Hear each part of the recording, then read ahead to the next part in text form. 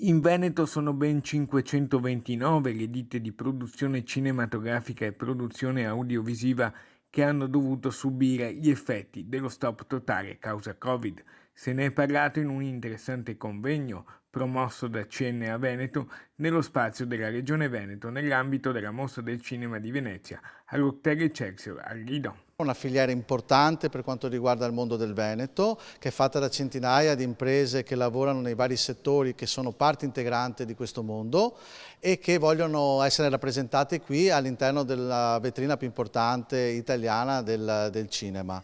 È un momento rilevante anche per quanto riguarda le evoluzioni del cinema nel futuro e quello di cui stiamo ragionando è capire come, a seguito delle difficoltà che ci sono state in questi periodi, in questi mesi, come possiamo aiutare a rilanciare l'intero settore. La determinazione per uscire dalla crisi non manca.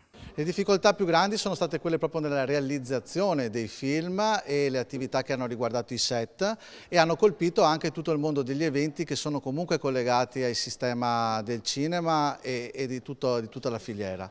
Noi riteniamo che adesso, un po' alla volta, rispettando tutte le prescrizioni dal punto di vista sanitario, si possa ricominciare. Eventi positivi in grado di aprire una via nuova ci sono. Abbiamo scelto Venezia da vivere e Barchin come esperienze locali perché crediamo che dalle esperienze locali come queste si possa prendere dei grandi spunti per tutto il territorio nazionale.